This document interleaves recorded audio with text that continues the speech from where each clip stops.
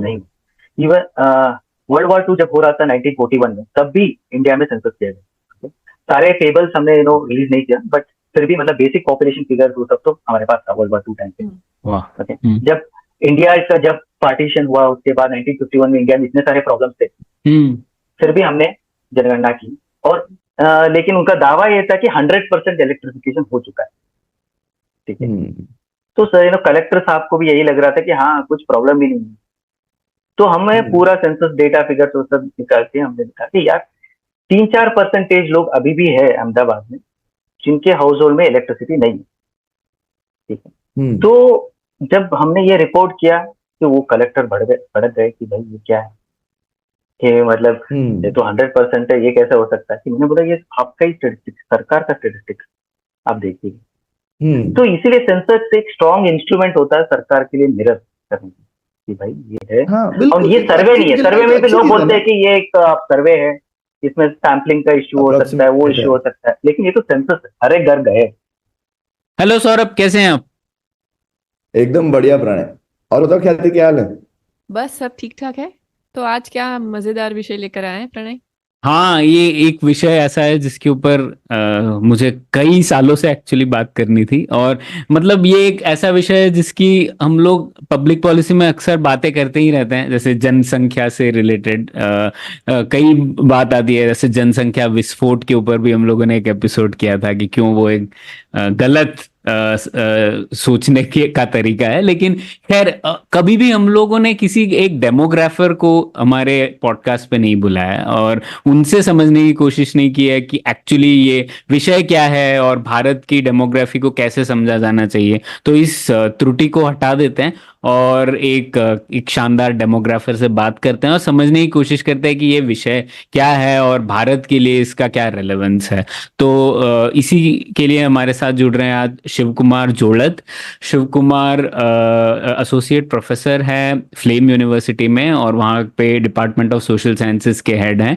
और शिव कुमार वैसे तो फिजिसिस्ट है और उन्होंने करियर चेंज किया था और फिर अब वो सोशल साइंसेस और डेमोग्राफी कर रहे हैं। तो हम लोगों ने सोचा शिव कुमार से ही समझने की कोशिश करते हैं। उन्होंने कई सारे पेपर लिखे हैं इस विषय पे। हालिया उन्होंने सेंसस और सेंसस की के इतिहास के ऊपर पे भी बहुत शानदार पेपर लिखा है। तो शिव कुमार, बहुत बहुत स्वागत है आपका पुलियाबाजी में। धन्यवाद प्रणय, काफी खुशी हुआ मुझे इधर आके। काफी ऑलमोस्ट 1 साल से सुन रहा हूँ पुलियाबाजी, तो मजा आता है। तो एंड अच्छा लगा कि काफी 2-3 साल के बाद ये फाइनली रियलाइज हुआ कि पॉडकास्ट कर रहे हो। एंड ख्याति और सौरभ, आपसे मिलकर काफी खुशी हुई। इसलिए ख्याति, आपकी पुस्तक तो बहुत ही सुंदर है। बिल्कुल। तो शिव कुमार, शुरुआत से शुरू करते हैं। पहले तो आप ये बताइए, आप फिजिक्स से सोशल साइंसेज में कैसे आ गए? फिर हम लोग बात करेंगे डेमोग्राफी की। तो यूएस में मैं पीएचडी कर रहा था 2005 में सेंसेट में। तो वहाँ पर कुछ एक डेवलपमेंटल एजेंसी थे, उनके साथ में काम कर रहा था, एसोसिएशन फॉर इंडिया डेवलपमेंट। ये स्टूडेंट्स ग्रुप थे, उनको लाइक इंडिया के डेवलपमेंट के ऊपर काफी कुछ इंटरेस्ट है। तो मैं एजुकेशन, हेल्थ, इन सब के प्रोजेक्ट्स में रिव्यू करता था। तो मुझे थोड़ा ज्यादा उसके बारे में जानना था और उसके लिए मैंने कोर्सेस लेना शुरू किया। एजुकेशन पॉलिसी के ऊपर किया और इकोनॉमिक्स करना चाहता था, लेकिन उस टाइम पे मुझे वो क्रेडिट रिक्वायरमेंट थोड़ा लेकिन ज्यादा था, तो वो अलो नहीं किया उन्होंने। तो लेकिन फाइनली मेरे एडवाइजर ने अलो किया कि तुम बाकी कुछ करना चाहते हो करो। सो वहाँ पर एक पॉपुलेशन रिसर्च सेंटर है और वहाँ पर डेमोग्राफी काफी अच्छा स्टडी होता है और बहुत सारे फैकल्टी जुड़े हुए, सोशियोलॉजी से एंथ्रोपोलॉजी, ज्योग्राफी और ह्यूमन डेवलपमेंट, इकोनॉमिक्स, ये सारे फैकल्टी जुड़े, काफी बड़ा सेंटर है। तो वो लोग डॉक्टरल माइनर ऑफर करते, मतलब पीएचडी स्टूडेंट्स भी एक और माइनर कर सकते हैं। तो उस टाइम पे मैंने सोचा कि यार इसमें थोड़ा मैथ्स भी है, मुझे अच्छा भी लगता है कि यार चलो यही कर लेते हैं। तो तब उस टाइम पे मैंने डेमोग्राफी कोर्सेस वगैरह लेना शुरू किया। और बाद में मुझे लगा कि अगर ये कर रहा हूँ तो इससे काफी सारे सब्जेक्ट एक्चुअली लिंक, जैसे कि इंडिया में वो पब्लिक हेल्थ के ऊपर मैंने एक प्रोजेक्ट किया, लाइक इंडियन इंटरनेशनल का पॉपुलेशन साइंस, आईएपीएस बोलते हैं मुंबई में। तो वही सबसे ज्यादा पॉपुलेशन के ऊपर रिसर्च करते हैं इंडिया में। तो वहां पर मैंने मैटरनल हेल्थ और मैटरनल चाइल्ड हेल्थ के ऊपर प्रोजेक्ट किया, और मुझे एजुकेशन में भी इंटरेस्ट था। तो मुझे लगा कि हर जो भी सोशल साइंस फील्ड में जाए तो फर्स्ट थिंग आप देखते हो कि भाई उसमें पॉपुलेशन के नंबर, एज ग्रुप के नंबर, सेक्स रेशियो, ये सब यूज होता है। हम्म। तो मुझे लगा कि ये तो काफी बढ़िया टूल है, मतलब किसी की फील्ड में मतलब यूज कर सकता हूँ, और बहुत अच्छा इंसाइट आया। तो बाद में इसी को कंटिन्यू किया। तो पोस्ट ऑफिसर के बाद आईआईटी में असिस्टेंट प्रोफेसर की तरह नौकरी मिली। तो वहां पर भी मैंने 1-2 साल पढ़ाया, मैंने मतलब डेमोग्राफी 3-4 साल actually। तो फिर फाइनली तो फ्लेम यूनिवर्सिटी अप्लाई किया, 2019 में ज्वाइन किया, वहाँ पर कम्प्लीटली सोशल साइंस में शिफ्ट हो गया। आईआईटी में फिजिक्स और सोशल साइंस दोनों में जॉइंट फैकल्टी था, लेकिन बाद में मुझे अच्छा। लगा यार दोनों काम करना थोड़ा मुश्किल है, एक फिर फाइनली मुश्किल। चूज करना चाहिए। तो तो आपका सोशल साइंस फिजिक्स, में इंटरेस्ट। आपका आपका पीएचडी का मेजर फिजिक्स का ही रहा था, आपने ये माइनर में किया था, तो हाँ, पीएचडी माइनर में आपका किया फिजिक्स का क्या मेजर था वो भी पूछ लेते हैं, जो ऑल्दो आप वो कर नहीं रहे हैं। था। सो फिजिक्स में मैंने लो टेम्परेचर फिजिक्स किया था, तो मतलब अच्छा। थियोरेटिकल कंडेंस मैटर फिजिक्स बोलते हैं उसको। सुपर तो कंडक्टिविटी। हाँ एग्जैक्टली, हाँ जो प्रणय ने थोड़ा काम किया वो सेमीकंडक्टर, सुपर कंडक्टर, हाँ उसी रिलेटेड है, जो चिप फैब्रिकेशन सब में जो यूज होता है, लेकिन सेमीकंडक्टर। हम्म। तो उसको बहुत ही लो टेम्परेचर में हम स्टडी करते हैं। इंजीनियरिंग एप्लीकेशन थोड़ा रूम टेम्परेचर में होता है, हमारा ऑलमोस्ट 0 केल्विन के आसपास जो क्वांटम फेनोमेना जो आते हैं, तो हम्म। उसको हम स्टडी करते हैं, लेकिन 2 डायमेंशनल इलेक्ट्रॉन गैस बोलते हैं। तो वो स्टडी करते हैं, काफी थियोरेटिकल है, लेकिन उसमें एक्सपेरिमेंटल रिजल्ट भी है। वाह। वाह। लेकिन से वो जब मैं उसका पीएचडी थीसिस टॉपिक जब मैं बोलता हूँ, लोगों को समझ में नहीं आता है। लेकिन जब हाँ। बाकी डेमोग्राफी या एजुकेशन के बारे में बोलता हूँ, थोड़ा बहुत उनको समझता है। हाँ, वो प्रॉब्लम नहीं होगा सबको। वो प्रॉब्लम। हर किसी के पास एक मत तो रहता ही है डेमोग्राफी और हाँ विषय हाँ पे, पॉपुलेशन के ऊपर। तो वो तो आपने सही बोला। तो इसी बात पे शुरू करते हैं ना, शिव कुमार की ये डेमोग्राफी जो है, ये इस ऐसे एज ए डिसिप्लिन इसको कैसे समझे आपने? एक मीडियम पे बहुत अच्छा पोस्ट भी लिखा था इसके ऊपर, हम लोग शेयर करेंगे उसको। लेकिन क्या है ये डेमोग्राफी? इसमें डेमोग्राफर्स क्या स्टडी क्या करते हैं, और इसका, इस डिसिप्लिन का दूसरे सोशल साइंसेस के साथ रिश्ता क्या है? तो ये थोड़ा बताइए हम। एक्चुअली देखा जाए तो डेमोग्राफी काफी सिंपल सब्जेक्ट, ये हर घर में चलता है। तो हर घर में बच्चा पैदा होता है, कि हम लोग पैदा हुए बस, और हर घर में कोई ना कोई मृत्यु तो होती ही रहती है, ठीक है, मृत्यु। और हर कोई अभी या किसी टाइप घर छोड़ के कहीं और रहता है, तो माइग्रेंट बोलते हैं। जैसे कि आई थिंक हम सब लोग माइग्रेंट थे एक तरीके से। अगर हम माइग्रेंट नहीं हो तो अपने पूर्वज लोग एक ना एक टाइम पेरेंट्स या ग्रैंड पेरेंट्स जो भी है, बाप पर दादा, तो हर कोई माइग्रेंट है। अगर आप सबसे पुराना लेके जाए हु वी आर इंडियन, तो उसमें से हम लोग अफ्रीकन माइग्रेशन आता है, और ईरानियन माइग्रेशन, स्टेप माइग्रेशन, तो माइग्रेशन भी आ गया। और एक चीज, हर साल हम बर्थडे सेलिब्रेट करते हैं, तो मतलब every year we age by 1 year. सिर्फ इसी बेसिक कॉन्सेप्ट को लेके डेमोग्राफी बनाया, जनन, मरण, माइग्रेशन, और हर साल एक हमारा एज ग्रुप एक बढ़ता है, उम्र का बढ़ना। उम्र बढ़ता है। तो इसको एक वैज्ञानिक तरीके से मतलब डेमोग्राफर स्टडी करते हैं। ये सब घर में जो होता है उसको थोड़ा सा एग्रीगेट कीजिए, थोड़ा ऊपर आप एक लाइक सिटी के कर सकते हैं या गांव में कर सकते हैं, तो गांव का पॉपुलेशन हो जाता है। घर में जो पॉपुलेशन चेंज होता है कि एक नया बच्चा आ गया तो पॉपुलेशन घर का इंक्रीज होता है। जैसे एक गांव में तो बहुत सारे बच्चे पैदा हो सकते हैं एक साल में, तो उनका पॉपुलेशन इंक्रीज होगा, लेकिन कुछ लोग मरते भी है, तो जनगणना वो थोड़ा कम होता है। तो और कुछ लोग बाहर जाते हैं, लाइक गाँव से आउट माइग्रेशन, शहरों में आते हैं तो इन माइग्रेशन। तो ये सारे टॉपिक है ना, तो ये सब मिला के मतलब एक अग्रीगेट तरीके से स्टडी करे तो वो डेमोग्राफी बन जाता है। लेकिन इसमें और एक डायमेंशन भी है, जैसे कि हम जेंडर ऐड कर सकते हैं, लेकिन like male and female population pyramid में वो इम्पोर्टेंट होता है। और बाकी हम सबका अलग अलग आइडेंटिटी रहता है, लेकिन वो रिलीजन एक आइडेंटिटी है कि हम लोग इस धर्म से है, तो उसका एक आ जाता है। लेकिन वो कास्ट का एक आइडेंटिटी है, अगर आप यूएस में जाएंगे तो रेस बोलेंगे, तो उसका एक आइडेंटिटी। तो जो भी हम जनगणना को मतलब अलग अलग ग्रुप में अगर डिवाइड करेंगे तो पॉपुलेशन कंपोजिशन बनता है। तो आप तो डेमोग्राफी सिर्फ एक जनगणना नहीं है, जनमापना या जनसंरचना वो है। तो जिससे हम पॉपुलेशन और उसके कैसे एज डिस्ट्रीब्यूट हुआ है और उसका gender male and female ratio क्या है और कास्ट कंपोजिशन क्या है, रिलीजियस कंपोजिशन क्या है, एंड देन ये कैसे बदल रहा है वो भी इम्पोर्टेंट है कि मतलब तो एक टाइम से दूसरे टाइम पर मतलब पॉपुलेशन कैसे बदल रहा है और कंपोजिशन कैसे बदल रहा है। और एक टेम्पोरल चेंज बोलते हैं इसको, एक और स्पेशल चेंज भी बोलते हैं। लेकिन एक जगह से दूसरी जगह पर आप जाएंगे तो मतलब आपका कॉम्पोजिशन बदलता रहता है। गांव में एक्चुअली आउट माइग्रेशन की वजह से लाइक मेल का पॉपुलेशन कम होता है, लेकिन शहरों में यूजुअली मेल पॉपुलेशन थोड़ा ज्यादा होता है। सेक्स रेशियो थोड़ा उल्टा होता है, बिकॉज काम के लिए ज्यादा मेल माइग्रेशन ज्यादा होता है। तो ये सब हम देख सकते हैं, एक पैटर्न होता है पॉपुलेशन। और जो कोई भी मूव होता है, फॉर एग्जांपल यंग एज में लोग मूव करते हैं, आपने पढ़ाई कर लिया उसके बाद जॉब के लिए किसी और जगह पर चले गए, ठीक है। तो जो माइग्रेट करते हैं उनका भी एक कैरेक्टरिस्टिक होता है। और एक चीज, अगर डेथ के बारे में एक्चुअली डेमोग्राफी एक मरण के मतलब स्टडी के बेसिस पे ही शुरुआत हुई एक्चुअली। बिल का मोर्टालिटी 1600 में जॉन ग्रांट ने स्टडी किया, तो लोग किस किस कारण से मर रहे थे उन सबको उन्होंने टैबलेट किया, तो उसके बेसिस पे मोर्टालिटी रेट और एक चीज बोलते हैं लाइफ टेबल, उन्हें वो कंस्ट्रक्ट किया।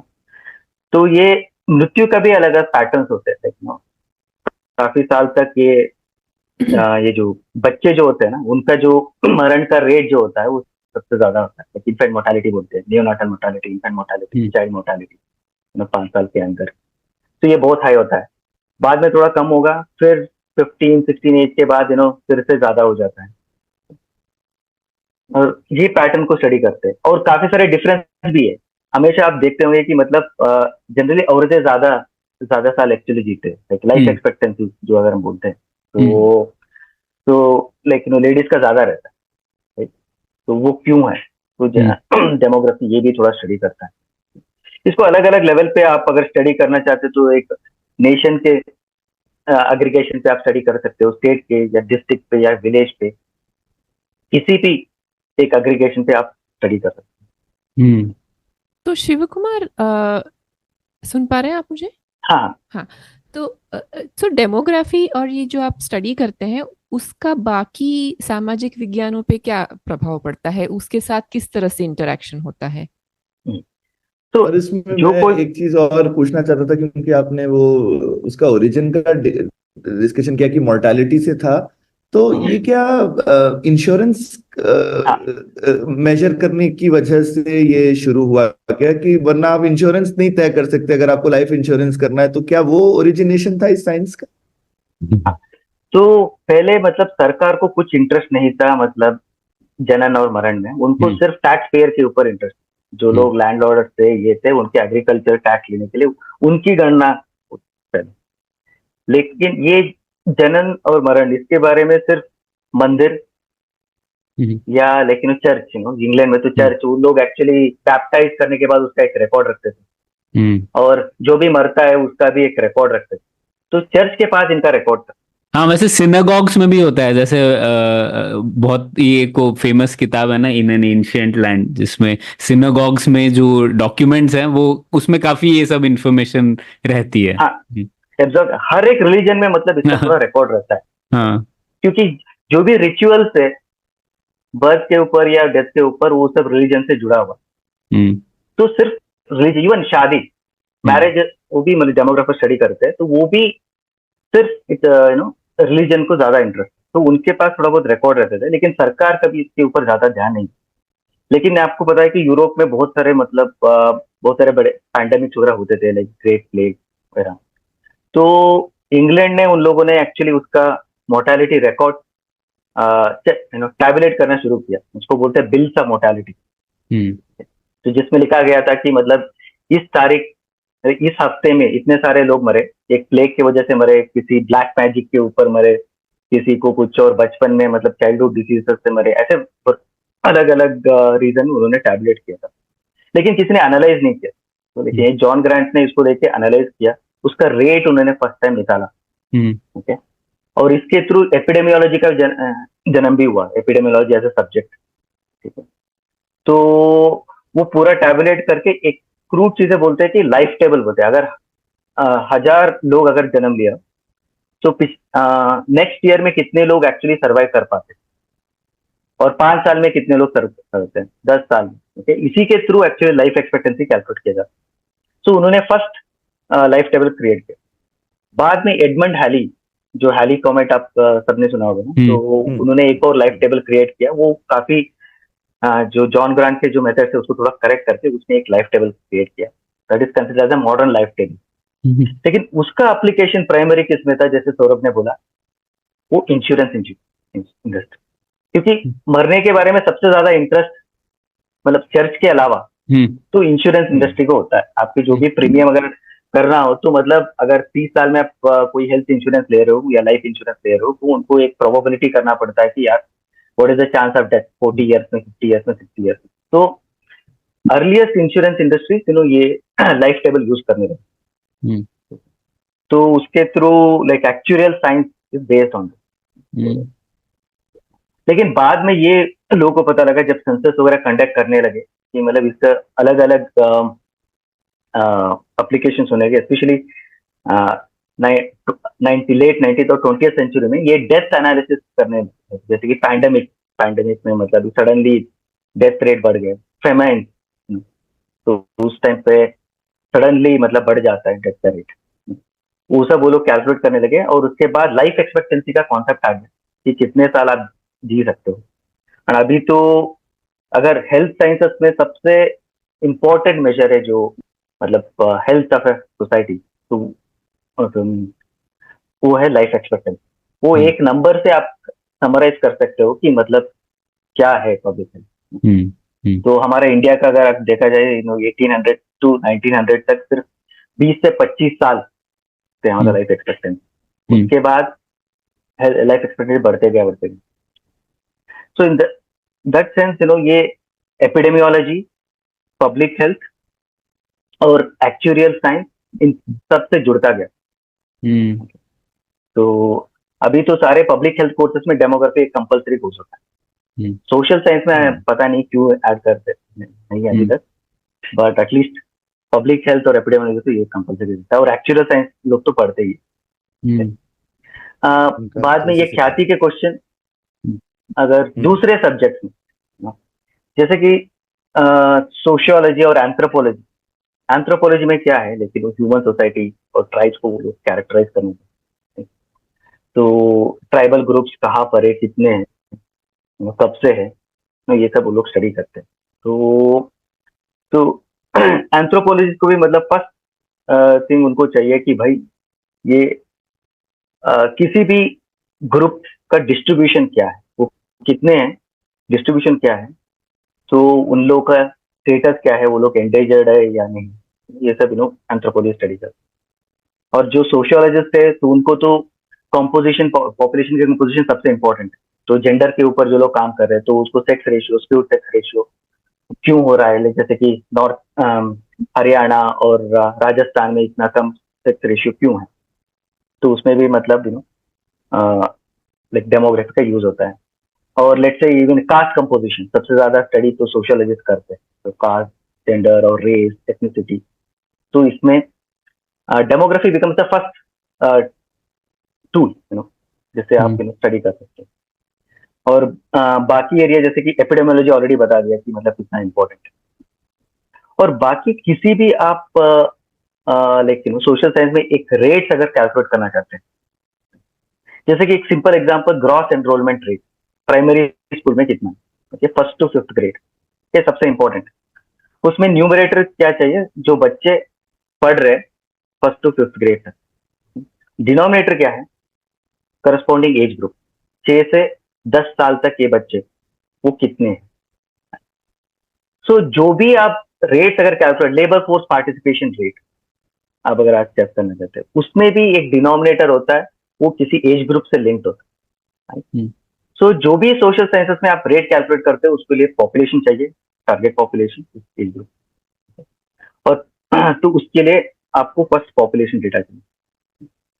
और पब्लिक पॉलिसी अगर देखा जाए तो हर एक पब्लिक पॉलिसी, जैसे कि आप सोशल वेलफेयर स्कीम बताएंगे, वो हमेशा टारगेटेड हो। आंगनवाड़ी 3 to 6 ईयर, और right to education act 6 to 14 year, और स्किल डेवलपमेंट 15 ईयर्स के ऊपर। तो इन सब के लिए डेमोग्राफिक डेटा सबसे इम्पोर्टेंट है। तो पॉलिसी में भी फर्स्ट थिंग हम अब यही करेंगे कि यार पॉपुलेशन डिस्ट्रीब्यूशन क्या है, कि भाई इस एज ग्रुप का क्या डिस्ट्रीब्यूशन है। और बाद में कुछ और सेंसस भी कंडक्ट करते हैं, SECC, socio economic and caste census. उसको हम एज ग्रुप लाइक और उसमें अलग अलग सोशियो इकोनॉमिक डायमेंशन भी थोड़ा जुड़ते जाते हैं। तो ऐसे इकोनॉमिक्स में भी है, इकोनॉमिक डेमोग्राफी एक सब्जेक्ट भी है। जैसे कि हम लोग डेमोग्राफिक डिविडेंड जब हम बात करते हैं, तो लेबर फोर्स, तो ये वर्किंग एज पॉपुलेशन कितना है, उनका रेशियो कितना पीक है, तो वो सब इम्पोर्टेंट होता है। तो वो लोग डेटा का यूज करते हैं। तो जैसे मैं जानता हूँ, लेकिन जो भी फील्ड मैंने ट्राई किया, लेकिन एटलीस्ट सोशल साइंस की, इसमें ये यूजफुल। हाँ, सही बात बताई आपने। हाँ, कई सारे इसमें तो मैं सोच रहा था इसका हम लोग अगर साधारण हिंदी में बात डेमोग्राफी को उसका वर्णन करना चाहे तो हम कह सकते हैं जनसंरचना और उसके बदलाव का विज्ञान, ऐसा कहना और ठीक होगा? बदलाव का, ठीक है, थोड़ा हाँ। साइंटिफिकली बताएंगे। हाँ, और मैं ये भी सोच रहा था जब आप एक्चुरियल साइंस कह रहे थे तो रेणुका के साथ हम लोगों ने एपिसोड किया था सौरभ बहुत पहले, उसमें उन्होंने बताया था किस तरीके से बिस्मार्क ने पेंशन का मतलब मॉडर्न स्टेट में पेंशन का पदार्पण बिस्मार्क ने किया था। और उसका भी एक कारण ये था कि उन्होंने पेंशन 60 या 65 ऐसा कुछ एज के बाद पेंशन मिलेगी, ये कैलकुलेशन इस बेसिस पे किया था कि बहुत कम लोग एक्चुअली 60-65 को सरवाइव करते थे, तो कम पेंशन देना पड़ेगी। लेकिन वो नंबर स्टिकी होता है, तो अब काफी लोग हैं जो 60-65 तो सरवाइव करते ही हैं, तो वो पेंशन बर्डन बढ़ता गया स्टेट के लिए। तो वो भी मुझे एक डेमोग्राफी का ही एक एप्लीकेशन था जो कि पहले आया। और एक और आपने, हाँ शिव कुमार, बोलिए। इसीलिए मतलब यूरोप में सबसे ज्यादा डेमोग्राफर एजिंग स्टडी के ऊपर है, क्योंकि उनको ये है कि सबसे ज्यादा लाइक एजेड पॉपुलेशन बढ़ रहा है, लेकिन कम वर्किंग पॉपुलेशन, और लोग जल्दी भी रिटायर्ड हो रहे हैं, वो भी एक प्रॉब्लम है। जल्दी रिटायर्ड हो रहा है और ज्यादा एजेड पीपल है, तो उनको मतलब पेंशन कैसे दे, सोशल सिक्योरिटी मतलब कैसे इंश्योर करे, ये सबसे बड़ा क्वेश्चन है। बिल्कुल, या तो क्या कहते हैं उसे, working to non working population ratio, dependency ratio. तो उसके ऊपर बहुत इम्पोर्टेंट पब्लिक पॉलिसी इम्प्लीकेशंस है उसके। तो आपने एक बहुत दिलचस्प बात कही जो मैं थोड़ा और उसको खुरेदना चाहता हूँ। जैसा आपने कहा लाइफ एक्सपेक्टेंसी बहुत इम्पॉर्टेंट वेरिएबल है जो कि बताता है किसी भी समाज की पब्लिक हेल्थ कैसी है। तो एक लाइफ एक्सपेक्टेंसी है और एक इन्फेंट मोर्टेलिटी रेट भी ऐसा एक बहुत इंपॉर्टेंट नंबर है। तो लाइफ एक्सपेक्टेंसी क्यों आप कहते हैं ज्यादा इंपॉर्टेंट है कंपेयर टू इन्फेंट मोर्टेलिटी, मैं समझना चाहूंगा। क्योंकि जैसे हम लोग ये भी देख रहे हैं कि यूएस में life expectancy compare to GDP per capita थोड़ी घटी है और यूरोप में बेहतर है। तो कैसे समझे लाइफ एक्सपेक्टेंसी को? और ये भी कुछ लोग कह रहे हैं कि लाइफ एक्सपेक्टेंसी काफी बढ़ रही है, हम लोग 100 साल से ज्यादा जीने लग जाएंगे। इसके ऊपर डेमोग्राफर्स क्या कहते हैं, ये दोनों समझना चाहूंगा आपसे। तो लाइफ एक्सपेक्टेंसी एक एग्रीगेट मेजर है, सारे जो पॉपुलेशन के मोर्टेलिटी एक्सपीरियंस बोलते हैं, लेकिन तो अगर 100 लोग हो तो उसमें कुछ बच्चे लेकिन 100 बच्चे पैदा होते हैं, तो कुछ लोग 1 साल के अंदर मरते हैं, कुछ लोग 5 साल के अंदर मरते हैं, कुछ लोग 10 साल, और ऐसे कुछ लेटर एज ग्रुप में भी होता है। हर एक एज ग्रुप में मतलब एक रेट होता है मरने का। अर्लियर सोसाइटी में पहले जब ज्यादा मेडिकल एडवांसमेंट नहीं थे, इम्यूनाइजेशन नहीं थे, वैक्सीनेशन वगैरह नहीं थे, और मेडिकल ट्रीटमेंट, नियोनाटल आईसीयू ये सब जब नहीं थे, तब बच्चों का जो मरने का रेट बहुत हाई था। अभी भी मतलब बहुत सारे डेवलपिंग कंट्रीज में, स्पेशली सब सहारन अफ्रीका कंट्रीज में इन्फेंट मोर्टेलिटी काफी हाई है। तो सबसे ज्यादा डेथ एक्सपीरियंस इसी एज ग्रुप में होता था, 0 to 1 या 1 to 5, राइट। तो उस टाइम पे लेकिन लाइफ एक्सपेक्टेंसी सबसे ज्यादा इसी डेथ ग्रुप से डिटरमाइन हो। अभी क्या हो रहा है, लेकिन बहुत सारे सोसाइटी में हम लोग मॉडर्न सोसाइटी में we have try to overcome these things, बच्चे सर्वाइव कर पाते 98-99% इंडिया में भी वैसे ही हो गया, जननी सुरक्षा योजना इन सब के बाद अगर आप देखेंगे तो इन्फेंट मोर्टालिटी रेट ऑलमोस्ट 300 से लेके अभी 30 ऐसे कुछ आ गया, और कुछ स्टेट्स में और भी कम है यूरोपियन कंट्रीज की तरह।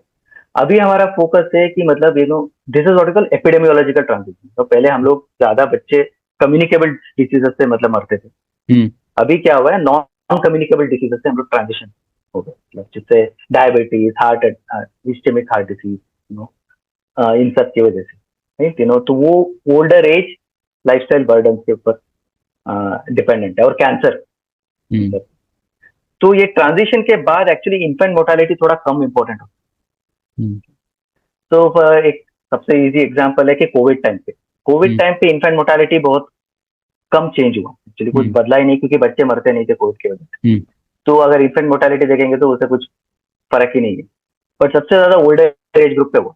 लाइफ एक्सपेक्टेंसी गिरा, लेकिन बच्चों के वजह इन्फेंट मोर्टालिटी चेंज की वजह से नहीं, मतलब ओल्डर एज की वजह से। एक और एग्जांपल मैं देता हूँ, लाइक रशिया में मतलब बच्चे तो सर्वाइव करते हैं, लेकिन रशिया का लाइफ एक्सपेक्टेंसी गिर गया, वो गिर के जिसके अल्कोहलिज्म इन सब की वजह से, राइट, वो ओल्डर एज ग्रुप में होता है। और लेट्स से आप कुछ अफ्रीकन कंट्रीज को लेते हैं, HIV का बर्डन इतना ज्यादा है, तो काफी सारे लोग लाइक मिडिल एज ग्रुप में मरते थे, जो सेक्सुअली एक्टिव रहते थे उस टाइम पे, लाइक तो उनका लाइफ एक्सपेक्टेंसी डिक्लाइन इसीलिए हुआ क्योंकि उस HIV की वजह से मिडिल एज ग्रुप मरते। तो इसलिए ये जो अग्रीगेट मेजर है लाइफ एक्सपेक्टेंसी, ये थोड़ा ज्यादा इंपॉर्टेंट है पब्लिक हेल्थ से। लेकिन जब सोसाइटी अभी ट्रांजिशन हो रहा है कि मतलब अभी भी कम्युनिकेबल डिजीजेस फेज में है, तो दोनों मेजर हम देखना पड़ेगा। तो ये बहुत ही रशिया काफी अपवाद है ना, वहां पे औरतों और आदमियों का लाइफ एक्सपेक्टेंसी में शायद सबसे ज्यादा फर्क है पूरी दुनिया में। 10 साल का फर्क है। हाँ, तो वो मैक्सिमम अल्कोहल एडिक्शन से मतलब अल्कोहल की वजह जनरली मेल और लाइफ फीमेल में डिफरेंस रहता है, या 2 साल 3 साल ऐसे रहता है, इंडिया में भी है, लेकिन वहां पर सबसे ज्यादा डिफरेंस। और रशिया कुछ अलग ही लेवल पर। नहीं, उसका एक और रशिया का इंटरेस्टिंग चीज है, वो एक मदर हीरोइन अवार्ड है ना, वो आपने सुना है कि नहीं?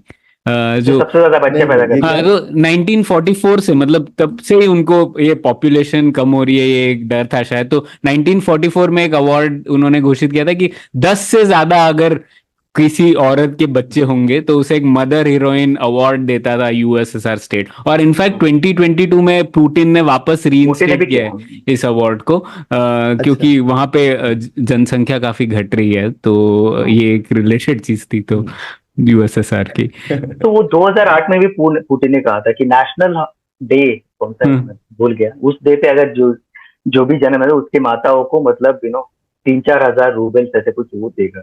तो ये प्रोनेटल पॉलिसी बोला जाता है, क्योंकि उन सबके पॉपुलेशन घट रहा है, तो उनको ज्यादा बच्चे चाहिए, तो वो इनकरेज कर रहे हैं। हाँ, ये एक्चुअली मैं बहुत भटक रहा हूँ हमारे टॉपिक से, क्योंकि दिलचस्प बातें हैं ये। तो मैं ये भी जान रहा, जैसे आप कह रहे हैं प्रो नेटल पॉलिसीज, तो कई जगहों पे लोगों को लगता है कि जनसंख्या बहुत बढ़ रही है, लेकिन हम लोग रियलिस्टिकली देख रहे हैं तो पॉपुलेशन ग्रोथ रेट, जो फर्टिलिटी रेट है, काफी लोगों को पता है भारत जैसे देशों में भी अभी काफी कम हो गया है। तो एक्चुअली प्रो नेटल पॉलिसी से कुछ बदलाव आ पाएगा क्या, कि एक सोसाइटल चेंज अगर हो गया, एक ट्रांजिशन हो गया, ट्रांसफॉर्मेशन हो गया, तो कुछ भी कर लो आप, ऐसे 10 बच्चे कौन अगर रखेगा, अगर अवार्ड भी दे रहा है कोई, तो उससे किस तरीके से हम लोग सोचे, डेमोग्राफर्स कैसे सोचते हैं, इस तरीके की पॉलिसीज एक्चुअली काम करती हैं क्या? तो 10 बच्चे जरूरत नहीं है, एटलीस्ट 2 बच्चे हो तो एक तरीके से हम लोग मेंटेन कर सकते हैं स्टेबिलिटी के लिए ओवरऑल। लेकिन अभी क्या हो रहा है, बहुत सारे सोसाइटीज में 2 से कम है, वो कंटिन्यूली ऐसा है, मतलब ऐसा नहीं कि मतलब 1 साल लेकिन फर्टिलिटी रेट सिर्फ 1.5 है, ऐसा नहीं कि मतलब 30-40 साल से मतलब कम है। जैसे कि साउथ कोरिया में, जापान में बहुत ही कम फर्टिलिटी रेट, तो उससे वो सारे countries already population decline experience कर। अगर प्रोनेटल से मतलब सब लोग तो ये नहीं हो गए कि मतलब प्रचलित होके मतलब बच्चा ज्यादा नहीं पैदा करेंगे, लेकिन अगर उसके साथ कुछ जैसे कि चाइल्ड केयर इंसेंटिव अगर दिया जाए, ओके, स्वीडन में ये थोड़ा एक्सपेरिमेंट था कि मतलब आपको पैटर्निटी लीव भी वहां पर 2 साल देते, मैटर्निटी लीव भी 2 साल देते, और ना ऑफिस में एक क्रश देते, ताकि मतलब बच्चे को कुछ एक्स्ट्रा सुविधा मिल जाए। तो ये सब से थोड़ा बहुत फर्टिलिटी इंक्रीज कर सकते, बट ऐसा नहीं है कि मतलब बहुत ज्यादा होगा, तो यू हैव टू सी। हाँ, तो शिव कुमार आपने तो समझाया कि सेंसस और मतलब डेमोग्राफी का कितना इम्पोर्टेंस है बाकी सारे सामाजिक विज्ञानों में भी, क्योंकि उन सबकी स्टडीज में एक कहीं ना कहीं डेमोग्राफी से जो डेटा निकलता है उसकी जरूरत पड़ती है। तो हमारा जो रीसेंट हमारी जो जनगणना है वो काफी लेट हुई चल रही है, मतलब डिलेड हो चुकी है। और काफी पत्रकार और एकेडमिक्स इस विषय पे बोल रहे हैं, लेकिन ज्यादातर लोगों को इस बात से कुछ इतना फर्क नहीं पड़ता है। तो थोड़ा एक पर्सपेक्टिव देंगे आप एज अ डेमोग्राफर की इसका क्या इम्प्लीकेशन होता है बाकी सारी चीजों पे, किन चीजें हमारी है जो उससे अफेक्टेड होने वाली है। तो फर्स्ट टाइम एक देखना चाहिए कि मतलब पिछले 150 साल से, मतलब 1872 में स्टार्ट हुआ और 1881 में हमारा सिंक्रोनस सेंसस इंडिया में स्टार्ट हुआ। उसके बाद ये फर्स्ट टाइम है जो ऑल इंडिया सेंसस हमने बंद किया 2021, जो नहीं हुआ। इवन वर्ल्ड वॉर 2 जब हो रहा था 1941 में, तब भी इंडिया में सेंसस किया गया। सारे टेबल्स हमने रिलीज नहीं किया, बट फिर भी मतलब बेसिक पॉपुलेशन फिगर वो सब तो हमारे पास था वर्ल्ड वॉर 2 टाइम पे। वाह। ओके, जब इंडिया इसका जब पार्टीशन हुआ उसके बाद 1951 में इंडिया में इतने सारे प्रॉब्लम्स थे, फिर भी हमने जनगणना की। और तो वो भी जब प्री कंप्यूटर एरा पे ये सब हम कर रहे थे। हमें 2021 में बोला जाता है, 2020 और किसी में बोला जाता है कि मतलब कोविड की वजह से हम जनगणना नहीं करेंगे, ऐसे फर्स्ट अनाउंसमेंट हुआ। ठीक है, मैं सोचा ठीक है, एक साल छोड़ के एटलीस्ट एक साल के बाद तो होगा। उसके एक साल बाद नेपाल में सेंसस हुआ। 2022 में मतलब बांग्लादेश में हुआ। लेकिन हमारे जो रजिस्ट्रार जनरल ऑफ इंडिया और home ministry of home affairs ने हर बार उसको पोस्टपोन करते गए। तो इसमें इम्प्लीकेशन ये है कि मतलब जो भी सरकार का जो एडमिनिस्ट्रेशन चलता है, तो उनके लिए ये जनगणना एक पॉपुलेशन काउंट सबसे इम्पोर्टेंट। क्योंकि जैसे कि आप डिस्ट्रिक्ट कलेक्टर के ऑफिस जाएंगे तो उनके पास एक होता है डिस्ट्रिक्ट सेंसस हैंडबुक। तो वो हर एक डिस्ट्रिक्ट का होता है, उसके पॉपुलेशन के बारे में रहता है, एडमिनिस्ट्रेशन डिवीजन, विलेज, उनके मार्क, और उसके बहुत सारे इश्यूज के बारे में उसके उसमें लिखा है, workers participation, literacy rate, sex ratio, सब कुछ में रहता है। तो नो हर 10 साल में लाइक अपने डिस्ट्रिक्ट काफी सारे बदलते रहते हैं। जैसे कि 2011 में मतलब 640 डिस्ट्रिक्ट थे, अभी 785 डिस्ट्रिक्ट हो गए, मतलब 140 डिस्ट्रिक्ट एक्स्ट्रा हो गए। तो ये सारे डिस्ट्रिक्ट कलेक्टर के पास कोई हैंडबुक नहीं है, कोई डेटा नहीं है उनको एक्चुअली गवर्न करने के लिए। ओके, जो भी है सब एक्स्ट्रापोलेटेड है। ओके, जो भी आप सरकार पब्लिश करता है एनरोलमेंट रेट, जैसे कि एक एजुकेशन का एग्जांपल देता हूँ, तो एनरोलमेंट रेट उसमें डिनोमिनेटर लगता है। नेशनल लेवल पे एक प्रोजेक्शन है, स्टेट लेवल पे थोड़ा है, वो सब प्रोजेक्शन। डिस्ट्रिक्ट लेवल पे सबसे मुश्किल होता है प्रोजेक्ट करना, क्योंकि माइग्रेशन ये सब होता है। तो जो भी नंबर आप देखते हैं वो सब गलत है एक तरीके। और शहरों के बारे में अगर बताया जाए, जैसे कि लाइक शहरीकरण, बैंगलोर, आई थिंक आप प्रणय तुम तो बैंगलोर में, लेकिन बैंगलोर में एक डेकेड में 50% से ऊपर पॉपुलेशन इंक्रीज होता है। लेकिन हमें प्रेडिक्ट करना मुश्किल होता है, लेकिन किसी डेकेड में 30 हो सकता है, किसी डेकेड में 50 हो सकता है, वी डोंट नो। अभी जो है 2011 से 21 तक we don't know the exact. लेकिन बैंगलोर के जो भी स्टेटिस्टिक्स है अब गलत होगा, क्योंकि देश का पॉपुलेशन एक डेकेड में 17 से 18% इंक्रीज होगा, लेकिन कुछ शहरों में 40 से 50%, कभी कभी 80% तक की इंक्रीज होता है। तो जो भी हम स्टेटिस्टिक्स मेजर करते हैं उस सब में गलतियां हो सकती हैं। तो ये एक और सर्वे के बारे में अगर हम बात करें, सर्वे कहाँ से कैसे करते हैं? नेशनल सैंपल सर्वे और नेशनल फैमिली हेल्थ सर्वे, उसके लिए एक सैम्पलिंग फ्रेम रहता है। So population proportional to size, वो डिस्ट्रिक्ट पॉपुलेशन साइज के ऊपर किया जाता है। लेकिन अगर डिस्ट्रिक्ट और तालुका के पॉपुलेशन काफी बदल चुका है, जो हम अज्यूम कर रहे हैं उसका पॉपुलेशन से काफी अलग है, तो आपका सैम्पलिंग मेथड गड़बड़ होता है, right? So you're not truly sampling. For example, अगर अर्बन पॉपुलेशन हम 31% हम लोग अभी सोच रहे हैं, वो भी एक्चुअली 45% होना चाहिए था। सेंसस का काफी स्ट्रिक्ट डेफिनेशन है, ठीक है, जो भी है सेंसस का डेफिनेशन हम दे देंगे 31%। अभी 13 साल में और भी बदल चुका होगा, तो हम पुराने नंबर यूज करके रूरल अर्बन डिवीजन हम लोग कर रहे हैं, ठीक है। तो हमारे पॉलिसी ज्यादा रूरल सेंट्रिक है, हम फिर भी सोच रहे 2011 की सेंसस।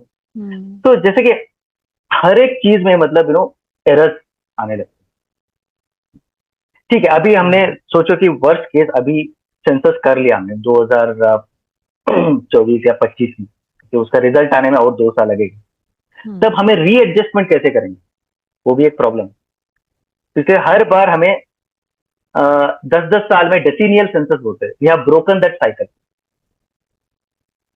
जब बीच में आ जाते हैं तो मतलब यार कैसे एडजस्ट करते हैं टाइम सीरीज, ये टेक्निकल प्रॉब्लम। तो काफी सारे टेक्निकल प्रॉब्लम्स होंगे, एडमिनिस्ट्रेटिव प्रॉब्लम्स हो रहे हैं ऑलरेडी, और पॉलिटिक्स में भी प्रॉब्लम है। जो भी हम वार्ड डिलिमिटेशन वगैरह कर रहे हैं वो सब 2011, ग्राम पंचायत में भी जो वार्ड हैं सब भी 2011, हर चीज 13-14 साल पहले के मतलब स्टेटिस्टिक्स से हम लोग कर। So it has implications on politics, governance, administration, on even on economics. हाँ, शिव कुमार, इसी से मैं पूछना चाहता था, आपने बहुत ही दिलचस्प बात की, 1951 में भी हुआ था और हम लोग अब नहीं कर पाए। इतनी मतलब शर्मनाक बात है ये, बहुत ही शर्मनाक। लेकिन आप मुझे ये बताइए, जैसे अब तो और इजी हो जाना चाहिए ना सेंसस काउंटिंग करना, मतलब वो सरकार भी डिजिटल सेंसस वगैरह के बारे में बात कर रही थी, तो हमें 10 साल भी क्यों वेट करना है? हर साल क्यों नहीं हो सकता सेंसस? तो ये कि सेंसस एक सेल्फ एन्यूमरेशन अगर बोला जाए तो मतलब डिजिटल एन्यूमरेशन थोड़ा बहुत हो सकता है, लेकिन उसमें बहुत सारे डिजिटल डिवाइड रहता है। तो काफी लोग अगर मोबाइल वगैरह यूज नहीं करते तो तब ये एन्यूमरेशन करना थोड़ा मुश्किल होता है। ये digital enumeration, tab based news जो minister of home affairs Amit Shah ji बोल रहे हैं, ठीक है, तो वो सेंसस एन्यूमरेटर्स के लिए अच्छा है, क्योंकि वो लोग जाके इजीली उनको एंटर कर सकते हैं, और उसमें जो एरर्स रहते हैं वो कम होते हैं, क्योंकि सारे प्री फिल्ड रहते हैं उसमें, आपको उसको सेलेक्ट करना होता है। और कैरेक्टर रिकग्निशन जो होता है, पहले तो हम फॉर्म भरते थे, उसमें ऊपर इंटेलिजेंट कैरेक्टर रिकग्निशन होता था, उससे वो लोग करते थे, और थोड़ा बहुत एरर्स वगैरह होता था, तो उन सबको करे काफी टाइम लगता था। अभी भी टैब से वो रिड्यूस कर सकते।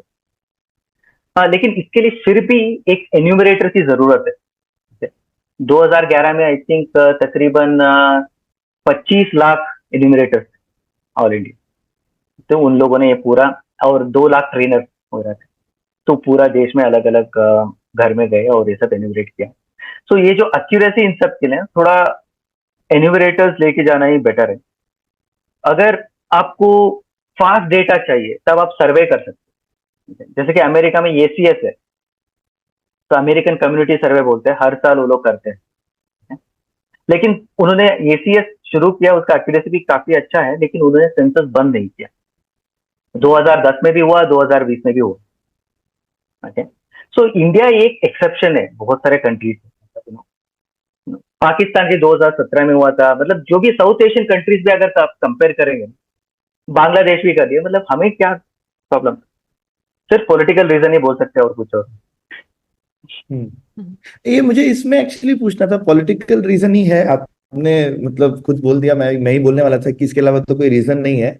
लेकिन अब सेंसस बहुत समय से हो रहा है, और हम आपसे चाहते हैं कि हिंदुस्तान में थोड़ी सेंसस की हिस्ट्री भी बताइए। लेकिन सी पॉलिटिकल रीजन तो पहले और ज्यादा पॉलिटिकल इंडिया में कम्युनल हार्मनी नहीं बोलना चाहिए, डिसहार्मनी थी पहले। आजकल हमको ज्यादा लगता है, पहले तो और भी ज्यादा लड़ाई झगड़े और ये सब बहुत थे, तब कभी नहीं हुआ। तो ये अब ऐसा क्या हो गया? ये थोड़ा सोशल से ज्यादा पॉलिटिकल सवाल है, पर आपको कुछ ऐसा लगता है कि ये ज्यादा कंटेंशियस हो गया, ये सोशल मीडिया की वजह से है, या फिर थोड़ा नैरेटिव डोमिनेंस आज की डेट में पॉलिटिक्स में ज्यादा इंपॉर्टेंट है? क्या पॉलिटिक्स में क्या चेंज हो गया है कि जो पुराने राजा थे उनको डर नहीं लगता था मोर्टेलिटी रेट बाहर आ जाने पे, आज के राजनेताओं को डर लगता है? वो तो राजा भी नहीं है, पर उनको क्यों डर लगता है? तो एक है मतलब कम्युनल रीजन के लिए, जैसे कि आपको रिलीजन का डिस्ट्रीब्यूशन जब मिलेगा और थोड़ा SC ST का डिस्ट्रीब्यूशन वो सब मिलेगा। लेकिन उसके अलावा एक हो रहा है कि मतलब पिछले 10-15 साल से जो सरकार के वेलफेयर स्कीम, जैसे कि सरकार बोलता है स्वच्छ भारत अभियान में सारे देश में टॉयलेट हमने कंस्ट्रक्ट कर दिया and then open defecation free हो गया है। और दूसरा है कि मतलब उज्ज्वला योजना से मतलब सबको किचन में ये मिल गया, चूल्हा मिल गया, मतलब एलपीजी गैस सिलेंडर।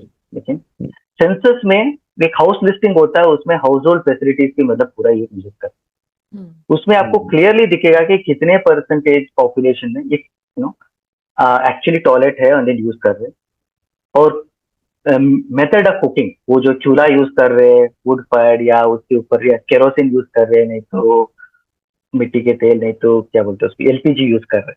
ये सरकार का दावा है कि मतलब सबसे ज्यादा एलपीजी यूज हो, लेकिन अगर उनको गलत नंबर मिल गया ऐसे कि भाई काफी कम है, वो सरकार के पॉलिसी के ऊपर एक क्वेश्चन हो जाए, पोल खुल जाएगी। पोल खुल जाए। नहीं, लेकिन मैं तो इसको उल्टे तरह से देखता हूँ ना, वो सरकार उसको करेक्ट भी तो नहीं कर सकती। अगर जिसको नहीं मिल रहा उसको तो पता ही है, और जिसको मिल रहा है वो केयर नहीं करता, और जो लोग इस तबके में नहीं है उसको भी क्या ही फर्क पड़ता है। तो इससे सरकार की हेल्थ पे कोई फर्क नहीं पड़ेगा, लेकिन सरकार को खुद ही को नुकसान है ना। उनको लग रहा है कि हमने कर लिया, उनके पास भी डेटा नहीं है, और जिसके पास नहीं है और अब उसको रोज सुनाते रहोगे देखो हमने सबको दे दिया, तो वो तो आक्रोश में तुम्हारे खिलाफ वोट कर देगा कल, हाँ, है ना। तो ऑपोजिशन ही यूज सरकार कर के सकता है फायदे की चीज है। नहीं, एक चीज है, एक ऑपोजिशन भी कर ऑपोजिशन यूज सकता है, कर लेकिन सकता मैं तो कहूँ, हाँ, लेकिन मैं कह रहा हूँ सरकार के लिए, सब खुद के लिए और ज्यादा फायदे की चीज नहीं है ये। नहीं, एक पर्सनल एग्जांपल देता हूँ, लेकिन 2016 में हम लोगों ने अहमदाबाद का ह्यूमन डेवलपमेंट रिपोर्ट हमने क्रिएट किया था। ओके, उसमें अहमदाबाद के रिलेटेड जो भी चीजें है, जैसे कि कुकिंग फ्यूल, इलेक्ट्रिसिटी, इन सब के बारे में। सो गुजरात में इलेक्ट्रिसिटी पेनिट्रेशन काफी हाई है, तो मतलब लेकिन उनका दावा ये था कि 100% इलेक्ट्रिफिकेशन हो चुका है, ठीक है। तो सर कलेक्टर साहब को भी यही लग रहा था कि हाँ कुछ प्रॉब्लम भी नहीं है। तो हमें पूरा सेंसस डेटा फिगर तो सब निकाल के हमने देखा कि यार 3-4% लोग अभी भी है अहमदाबाद में जिनके हाउस होल्ड में इलेक्ट्रिसिटी नहीं है, ठीक है। तो जब हमने ये रिपोर्ट किया तो वो कलेक्टर भड़क गए कि भाई ये क्या है, कि मतलब ये तो 100% है, ये कैसे हो सकता है। कि मैंने बोला ये आपका ही स्टेटिस्टिक्स, सरकार का स्टेटिस्टिक्स, आप देखिए। तो इसीलिए सेंसस एक स्ट्रॉन्ग इंस्ट्रूमेंट होता है सरकार के लिए मिरर करने की भाई ये है। हाँ, और ये सर्वे नहीं है, सर्वे में भी लोग बोलते हैं कि ये एक सर्वे है, इसमें सैम्पलिंग का इश्यू हो सकता है, वो इश्यू हो सकता है, लेकिन ये तो सेंसस है, हर एक घर गए। तो इसीलिए मतलब मुझे लगता है कि मतलब लोग थोड़ा इसमें भड़कने की जगह, हाँ, भड़कने की जगह उसको लगना चाहिए चलो अब वो मुझे मालूम है क्या करना है, अब आंख बंद करने से थोड़ी काम चलेगा। तो मुझे लगा कि 100-150 साल पहले के राजाओं को थोड़ी समझ आ गई थी ये, तो अब हम आज कैसे, ये मुझे तो लग रहा है ये खुद के पैर पे कुल्हाड़ी मारने वाली चीज है, ज्यादा देर थोड़ी चलता है आंख पे पट्टी बांधना। तो सरकार को समझना चाहिए, उनको बताने जाना पड़ेगा। ठीक है, तो यही हिस्ट्री पे थोड़ा सा आते हैं ना जी का। तो ठीक है, इंग्लैंड वगैरह में तो शुरू हुआ अराउंड 1850-60s में, आपने बोला काफी कुछ ये, और लगभग 1880s में इंडिया। लेकिन सेंसस तो बहुत पुराना है ना, रोमन समय से सेंसस होता था, करेक्ट? तो आप उसको असली सेंसस मानते हैं वो, या वो नाम का ही सेंसस था, और ये जो मॉडर्न सेंसस है ये बहुत डिफरेंट है रोमन जमाने के सेंसस से? तो पुराने कौटिल्य भी बोलता है कि अर्थशास्त्र में कि लोगों को गिन करना चाहिए। हाँ, तो रोमन एम्पायर में भी थोड़े थोड़े पॉकेट थे जहां पर लोगों को गिनते थे, बट बेसिक मेजर्स वो लोग करते थे।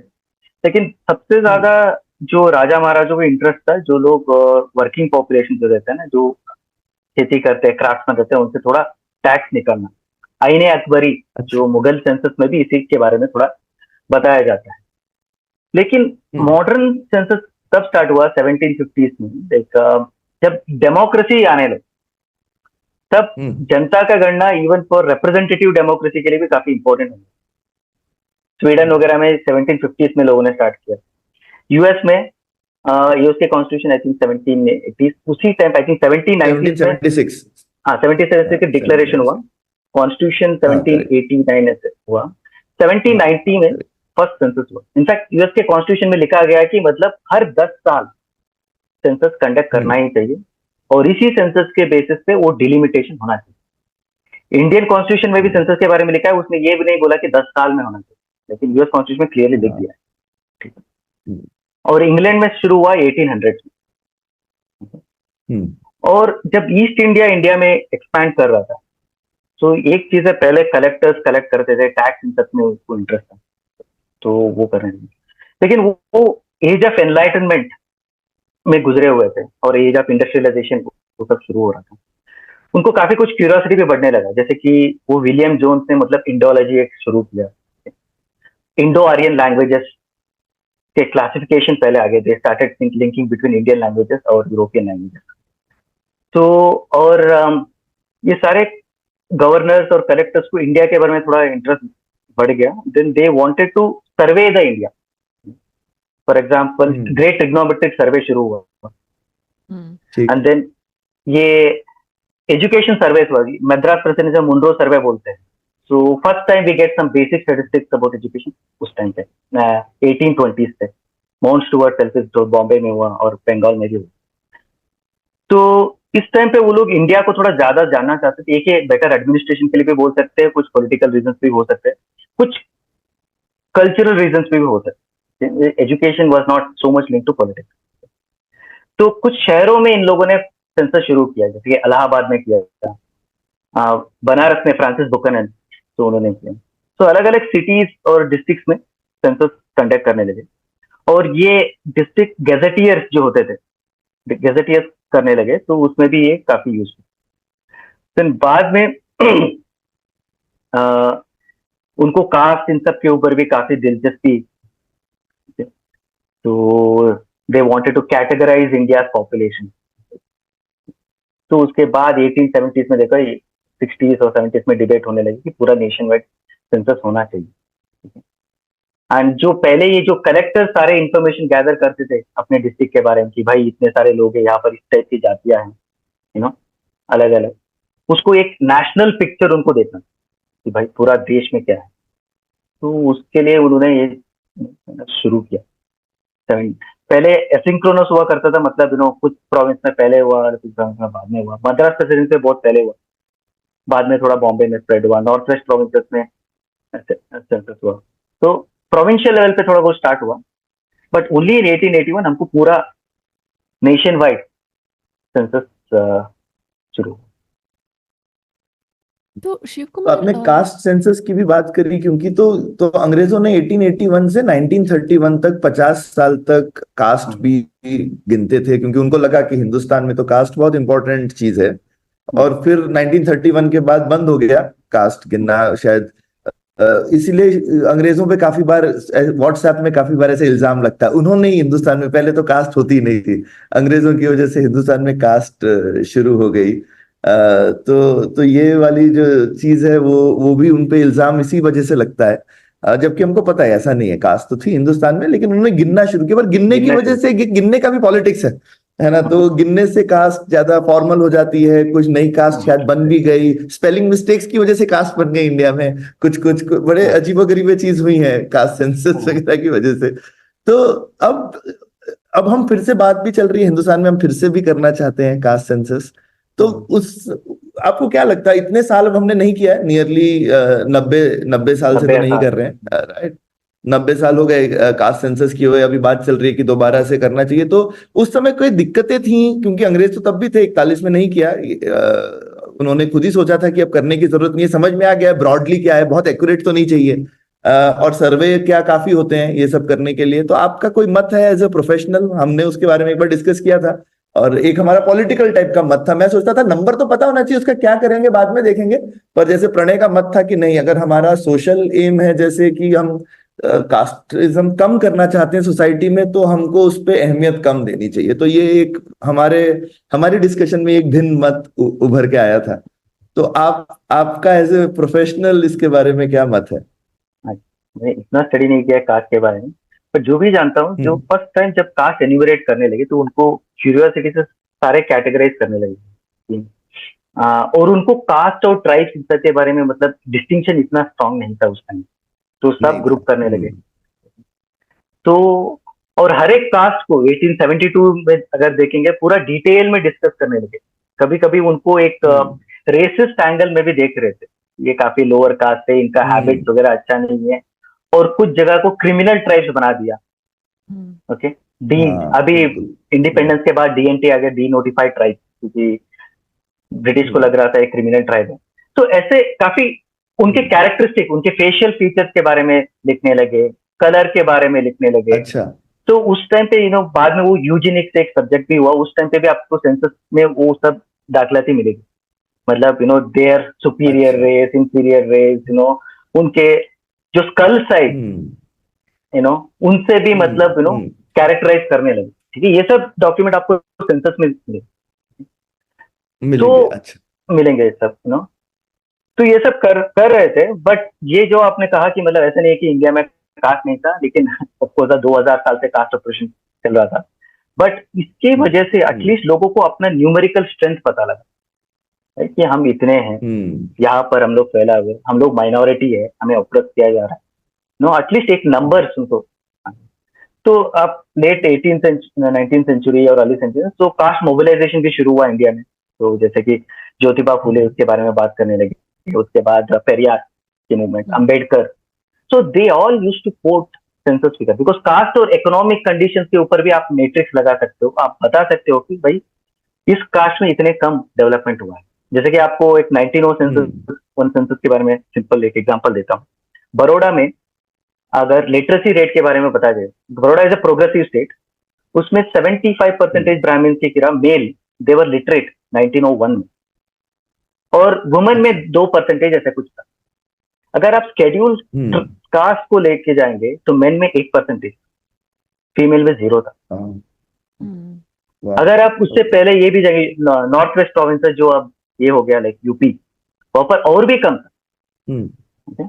सो ऑलरेडी आपको दिखेगा कि भाई 1900s में ही इतना डिस्पैरिटी था इंडिया के कास्ट में, मतलब सोशियो इकोनॉमिक स्टेटस और कास्ट। बिल्कुल। अगर कोई बोलेगा नहीं नहीं ब्रिटिश के टाइम पे, मतलब पहले तो हमारे साथ ठीक था, बाद में ये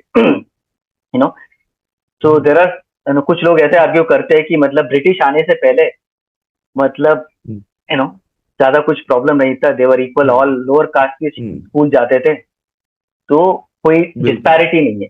लेकिन जब हम मेजर करते हैं तो क्लियर डिस्पैरिटी मिलता है, क्योंकि लिटरेसी रेट एक इंडिकेटर है, वो includes all age groups above 7 years। तो अगर डिस्पैरिटी नहीं होता तो मतलब लिटरेसी रेट तो ज्यादा दिखना चाहिए, लेकिन नहीं। तो हर जगह पर आपको ब्राह्मण मेल सबसे ज्यादा दिखेंगे लिटरेसी रेट, फीमेल कम, और शेड्यूल कास्ट और शेड्यूल ट्राइब सबसे। सो ये नंबर से लोग एक्चुअली मोबिलाइज करने लगे कि भाई हमारा स्टेटस देखो, वी नीड रिजर्वेशन हमारे जॉब्स में नहीं है। जैसे कि कोल्हापुर में राजा लेकिन he actually give the first reservation for the Dalit in the oppressed class. Later of course Ambedkar wanted a separate electorate based on this, because he knew कि भाई what is the strength, what percentage we should have a separate electorate. So I think that census played a very crucial part in mobilization.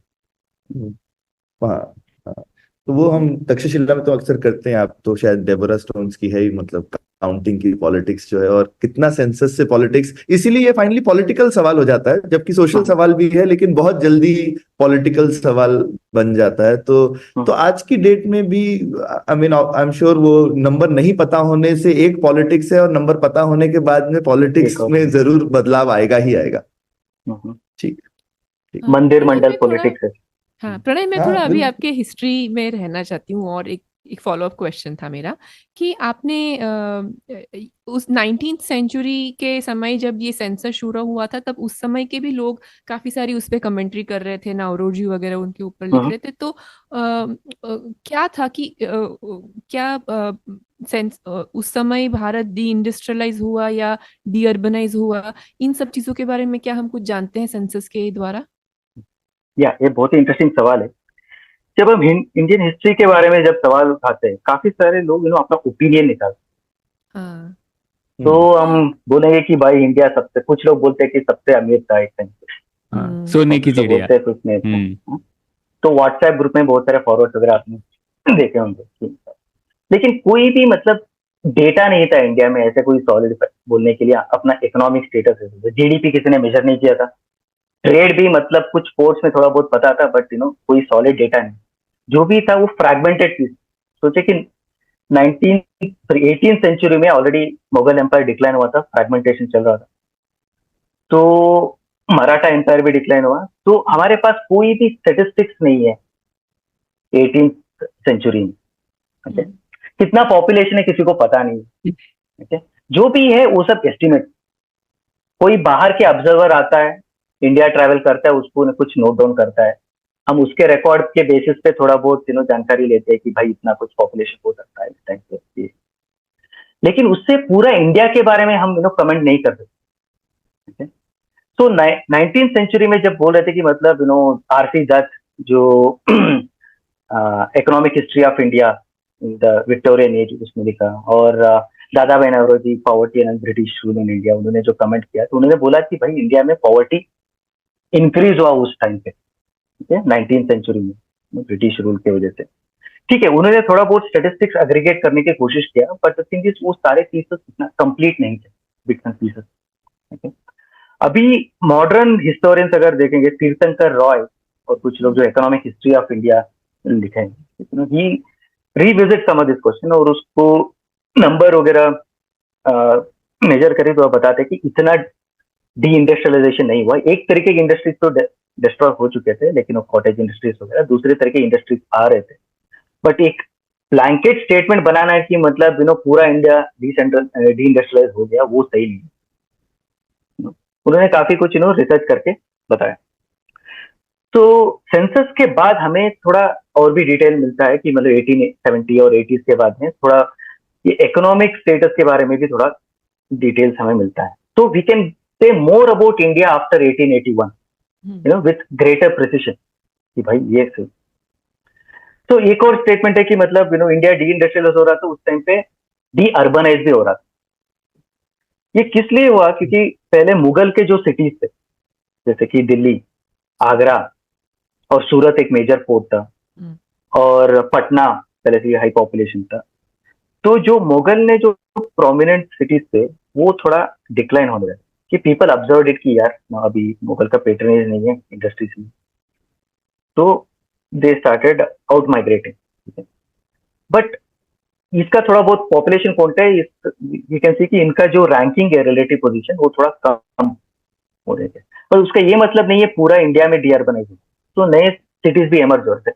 सूरत का decline हुआ तो बॉम्बे का emergence हुआ, के पटना का decline हुआ तो कोलकाता का इमरजेंस, ओके। और ऐसे बैंगलोर, साउथ में बैंगलोर और मद्रास, तो ये सिटीज में मतलब पॉपुलेशन बढ़ते गए। जो पुराने सिटीज है वो थोड़ा डिक्लाइन फेज में चले थे, इवन पुणे कुछ सिटियों पे मतलब डिक्लाइन हो। तो जो अर्बनाइजेशन के ऊपर जो कमेंट करते हैं, तो ये पूरा होलिस्टिकली आपको देखना पड़ता है, ना कि सिर्फ एक दो सिटीज के पॉपुलेशन बेसिस पे आप पूरा इन्फ्लुएंस नहीं कर सकते। तो और इसका और एक ही मतलब अगर आप 1881 सेंसस में अगर देखेंगे तो उनके डेफिनेशन ऑफ अर्बन एरिया, तो तब से थोड़ा सॉलिड फिगर्स आने लगते हैं कि इट वाज अराउंड 10% इंडिया के अर्बन एरिया, ठीक है। और ये मानता हूँ कि सबसे ज्यादा बड़ा भी नहीं है, मतलब ऐसा नहीं है कि 10 से लेके 20% हो गया साल में, ऐसा भी नहीं हुआ, लेकिन ऐसा भी नहीं हुआ कि मतलब कम भी। तो ये डी इंडस्ट्रियलाइजेशन जो काफी लोग डी अर्बनाइजेशन जो बोलते हैं, वो मेरे ख्याल से सही नहीं है, और ज्यादा डेटा से मतलब उसको हम साबित नहीं कर सकते डी अर्बनाइजेशन। ठीक बात है। बहुत सही। तो अब ये हम लोगों ने थोड़े इतिहास की बात की, अब हम लोग आ जाते हैं आज के टाइम पर, और वहां से ही जुड़े हुए जो डेमोग्राफी से सवाल है वो समझने की कोशिश करते हैं। तो सबसे पहले तो ये भारत का एज पिरामिड जो हम लोग कहते हैं वो किस तरीके का है, वो क्या किस तरीके से बढ़ रहा है? जैसे कि आप हम लोगों ने डिपेंडेंसी रेशियो की बात की, कुछ लोग कह रहे हैं कि डिपेंडेंसी रेशियो भी पीक हो जाएगा, हमारे पास बस 10-15 साल है, उसके बाद पीक हो जाएगा डिपेंडेंसी रेशियो, फिर हमें भी वो प्रॉब्लम होने लगेंगे जो शायद चीन को हो रहे हैं अभी। तो हम कैसे समझे इन सब चीज को, कैसे बदल रहा है ये एज पिरामिड, ये बताइए।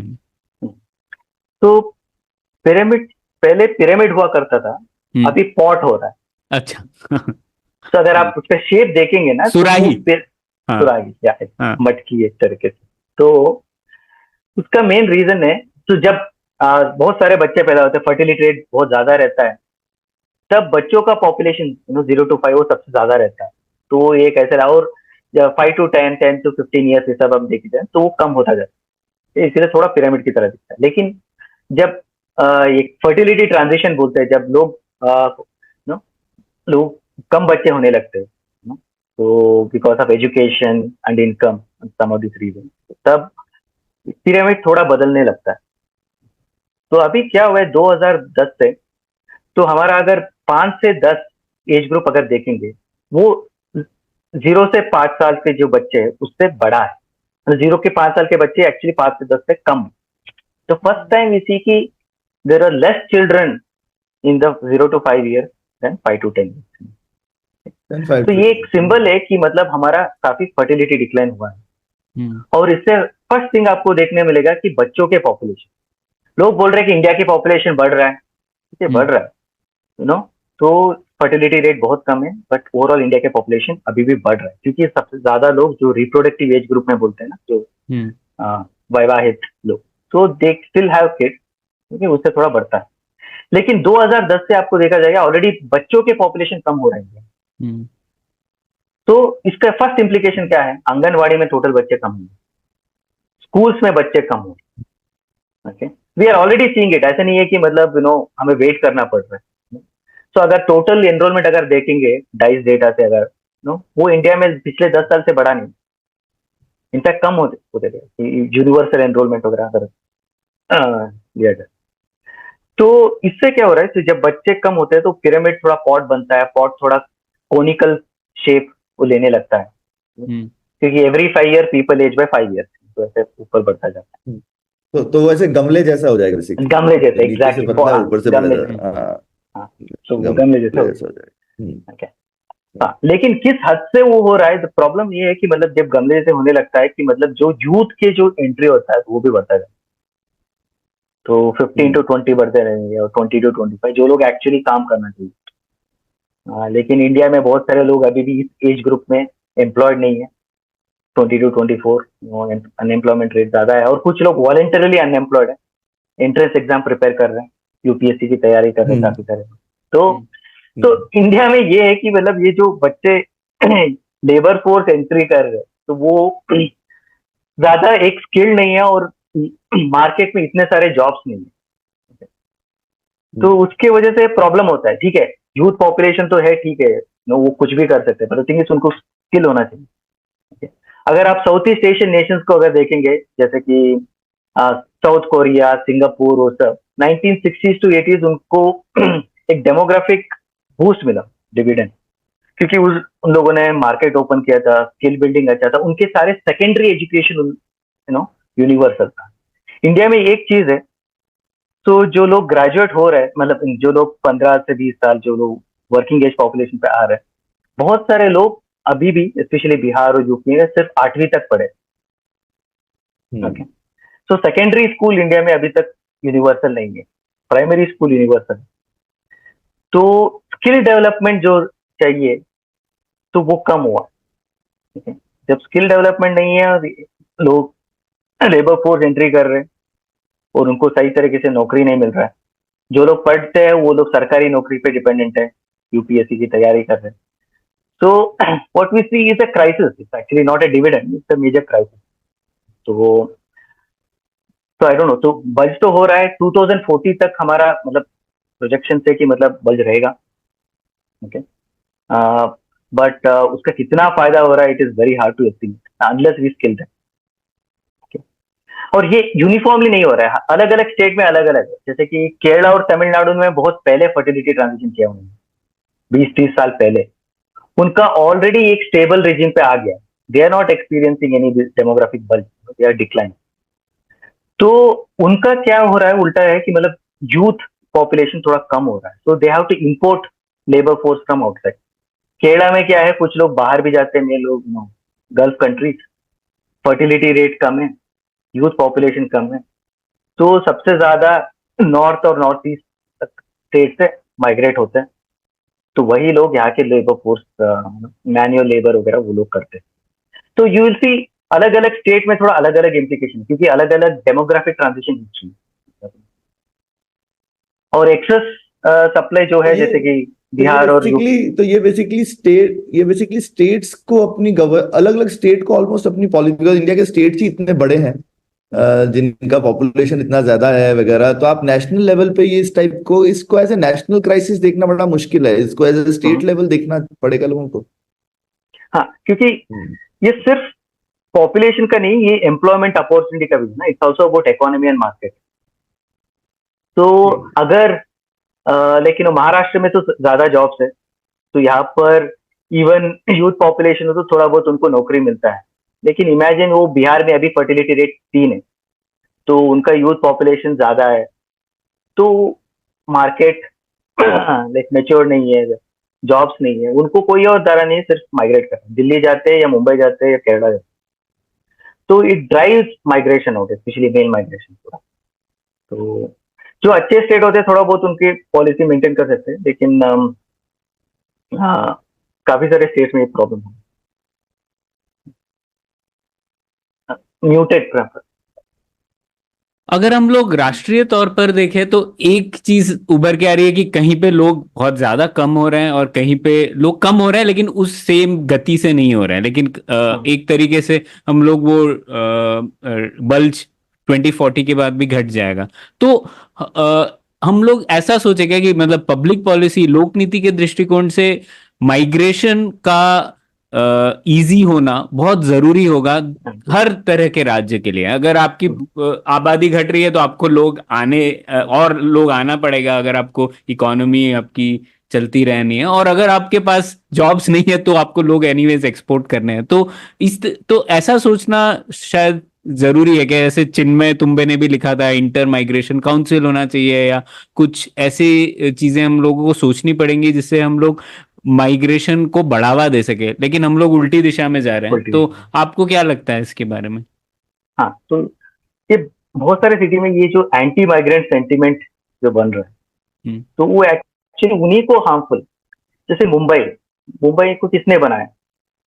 माइग्रेंट्स ने बनाया। सो अगर 1900 में अगर मुंबई कुछ नहीं था, लेकिन तो मुंबई तो एक अलग अलग आइलैंड से बाद में ब्रिटिश ने जोड़ा उसको, तो उनके पॉपुलेशन बढ़ने लगे 1900 में 10 लाख से ऊपर बढ़ गया। तो जो भी इंडस्ट्री पहले वो जो टेक्सटाइल इंडस्ट्री ये सब हुआ करता था, वो सब माइग्रेंट फिलअप करने लगे। बाद में फाइनेंशियल सेक्टर, सब जो भी इकोनॉमिक ग्रोथ है जो मुंबई, वो सब माइग्रेंट की वजह से हुआ। जो कंस्ट्रक्शन इंडस्ट्री में अभी भी है जो लोग मुंबई में, माइग्रेंट। सेम विद बैंगलोर में भी आईटी कैपिटल, हमने बैंगलोर पहले बहुत वेलकम किया लोगों को, तो और पॉलिसी भी अच्छे थे, तो मतलब आईटी में मतलब काफी सारे। अभी क्या है कि मतलब वो कन्नड़ा बोलने वाले कम लोग हैं, तो उनको लगता है कि यार इन सबको भगाना चाहिए, ये एंटी माइग्रेंट सेंटीमेंट। इसके लिए मतलब सिटी को मतलब नुकसान पहुंचेगा ना, मल्टीकल्चरल नहीं रहेगा, उतना ग्रोथ नहीं रहेगा। मैं बैंगलोर में बचपन से बैंगलोर में था, तो मैं उसका ग्रोथ मैंने देखा है। तो ये क्या नॉस्टैल्जिक अगर फील कर सकते हो तो पहले बैंगलोर की तरह नहीं है, मतलब ट्रैफिक जाम नहीं है ये सब। बट ये भी है कि बहुत सारे लोग मिडिल क्लास में थे, गरीबी में थे बैंगलोर में। अगर उनके फैमिली अगर देखा जाए, अभी उनका लाइफ काफी अच्छा है। जो लोग इवन 12th पास जो है बैंगलोर में, उनकी जो जॉब और उनकी जो नौकरी मिलता है और जो इनकम है बैंगलोर में, तो इट इज फार बेटर, तो हर एक का एक अपवर्ड मोबिलिटी जो है ना, सबसे ज्यादा हुआ है बैंगलोर और मुंबई जैसे शहर, स्पेशली बैंगलोर में तो बोल सकता हूँ। तो ये ओपननेस की वजह से हुआ है। अगर हम क्लोज कर देते कि नहीं कोई आ नहीं सकता, टैलेंट भी नहीं आ सकता, सिर्फ हम ही लोग करेंगे, नहीं हम लोग नहीं कर सकते, सिर्फ बैंगलोरियंस ही मतलब नहीं कर सकते। पहले से अगर आप देखा जाए 1970s to 80s बहुत सारे इंजीनियरिंग कॉलेजेस थे बैंगलोर में, रामैया कॉलेज थे pass out. So it use to get ये स्टूडेंट्स बिहार से, वेस्ट बंगाल से, 1980s से भी आते थे। और बैंगलोर में बहुत सारे पब्लिक सेक्टर कंपनी से जो थोड़ा बहुत जॉब अपॉर्चुनिटी मिलता था। तो बैंगलोर के ग्रोथ इसके वजह से हुआ कि मतलब ये सारे लोग आए, दे सेटअप थे, माइग्रेंट पूल, टैलेंट एक्सचेंज, ये सब होके इट ग्रू। बट अगर इन सबको भगा देंगे तो सिटी एक तरह से डिक्लाइन हो जाए।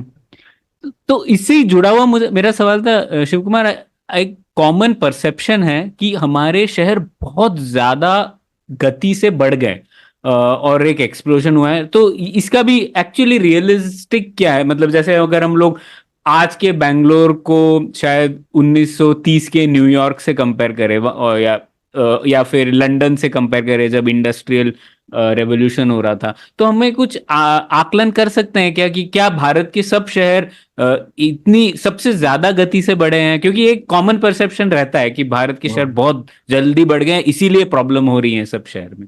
तो आप कैसे सोचते हैं इसे? हाँ, तो लोग अर्बन ग्रोथ को मतलब पॉपुलेशन के ऊपर कर, पॉपुलेशन और माइग्रेशन के ऊपर ऊपर उंगली उठाते हैं कि इसी की वजह से ये सब हो रहा है। लेकिन ये सारे ट्रैफिक प्रॉब्लम जो है ये सब गवर्नेंस के इश्यू है, ये पॉपुलेशन का इश्यू नहीं। काफी सारे जो लंदन इवन टोक्यो अगर जाए, टोक्यो में तो 3 करोड़ लोग हैं अर्बन एग्लोमरेशन में, तो इंडिया के इवन दिल्ली से भी बड़ा है। लेकिन अगर टोक्यो जाएंगे तो आपको कुछ नहीं लगेगा कि मतलब ट्रैफिक जाम ही नहीं है उधर। हर जगह पर सबर्बन रेलवे और मेट्रो कनेक्टेड है। तो उन लोगों ने अर्बन पॉपुलेशन को अच्छी तरह से मैनेज किया एक तरीके से। तो हम लोग मैनेज नहीं कर पाते तो पॉपुलेशन के ऊपर उंगली उठाते हैं कि उसको ये करते हैं। तो जब हमें पता है कि मतलब इकोनॉमिक ग्रोथ हो रहा है और लोग आ रहे हैं वो इम्पोर्टेंट है, तो उसकी तरह अपना अर्बन गवर्नेंस भी उसके साथ इम्प्रूव करना चाहिए। लेकिन प्रॉब्लम ये है कि इंडिया में local governments are the weakest. अगर देवेश कपूर, कार्तिक मुरलीधरन, उन सब की अगर आप पढ़ेंगे तो म्युनिसिपल कॉर्पोरेशन इंडिया में टोटल सिर्फ 100 रुपए अगर टोटल इंडियन गवर्नमेंट अगर खर्च कर रहा है, like state, union plus local government, उसमें से सिर्फ 3 रुपए लोकल गवर्नमेंट स्पेंड कर, मतलब उनको कोई यही नहीं है, मतलब फिस्कल ऑटोनॉमी नहीं है कि मतलब वो लोग रेवेन्यू रेज नहीं कर पाते। सब ऊपर मतलब स्टेट और यूनियन के ऊपर डिपेंडेंट रहते। और ये भी है हिस्टोरिकली हमें इंडिया हमेशा ऐसे सोचा गया था कि मतलब India lives in villages. Gandhi ji ने 1940 में कह दिया कि मतलब इंडिया लिव्स इन विलेजेस, ठीक है। तो सारे जो पॉलिसीज है 1950s के बाद मोस्टली रूरल सेंट्रिक, तो अर्बन सेंट्रिक पॉलिसीज इंडिया में काफी कम है। और शहरीकरण, शहरी विकास इस सब के लिए इतना इम्पोर्टेंस नहीं दिया गया, बट इसको पॉपुलेशन के ऊपर ब्लेम नहीं करना चाहिए। शिव कुमार, मैं आपसे पूछना चाहती थी और आपने इस विषय पे लिखा भी है, आपने इस पे पेपर भी लिखा है कि जब हम सेंसस में जिस तरह से चीजें मेजर करते हैं उस मेथोडोलॉजी या उसकी तरीके से भी काफी चीजें हमारी पॉलिसीज में असर होती है। जैसे कि जो भाषाएं हम काउंट करते हैं या भाषाओं को किस तरह से कैटेगराइज करते हैं उसका भी असर पड़ता है उस भाषा को बोलने वाले लोगों के ऊपर। तो थोड़ा इस पे बताइए ना, क्योंकि हम ज्यादा इतने ये आम जगह पे तो सुनने को नहीं मिलता है इस विषय के बारे में। हाँ, तो इवन भाषाओं का गिनना भी मतलब सेंसस से शुरू हुआ। तो पहले 19th सेंचुरी में सिर्फ ब्रिटिश पहले ओरिएंटल लैंग्वेजेस में इंटरेस्टेड थे। ओरिएंटल मतलब अरेबिक और लाइक संस्कृत और पर्शियन, इन सब में थोड़ा इंटरेस्ट है। और ये जो मिशनरी थे लोग थे, उन लोगों ने like local languages, vernacular languages जो बोलते हैं उसमें इंटरेस्ट। तो बाद में जब ब्रिटिशर ने ज्यादा इंटरेस्ट लेने लगे कि लैंग्वेजेस इंडिया के बारे में, लेकिन इनको थोड़ा काउंट करना चाहिए कितनी भाषा है और कितने लोग इस भाषा को बोलते हैं सब, ठीक है। तो इंडियंस को भी मतलब इतना नहीं पता, भारतीय लोगों की भी मतलब कितने भाषा है। तो सबको सिर्फ मेजर भाषा पता थी या जो भाषा वो लोग बोल रहे थे उसके बारे में जानकारी थी, लेकिन किसी को अपना न्यूमेरिकल स्ट्रेंथ पता नहीं था कि कितना। तो अब्राहम ग्राइसन ने तो इंडिया में काम करते थे, उन्होंने एक लिंग्विस्टिक सर्वे स्टार्ट किया 1894 में। वो ऑलमोस्ट 10 साल तक मेन सर्वे गया। उसके बाद वो रिपोर्ट रिलीज करने के लिए 1927 तक थी, वो अलग अलग वॉल्यूम रिलीज करने लगे। उसमें सारे भाषाओं के बारे में उसका क्लासिफिकेशन वगैरह लिखा। तब तक सेंसस तो मतलब पहले सेंसस से मतलब लैंग्वेज के बारे में वो लोग कर रहे थे, लेकिन पूरा क्लासिफिकेशन नहीं था। बहुत सारे लैंग्वेजेस ओमिटेड थे, उनको पता भी नहीं था कि ये लैंग्वेज है। लेकिन ये लिंग्विस्टिक सर्वे के बाद एक लिस्ट आ गया कि भाई ये इतने सारे लैंग्वेजेस थे और ये सारे लैंग्वेज फैमिली में बिलोंग करते।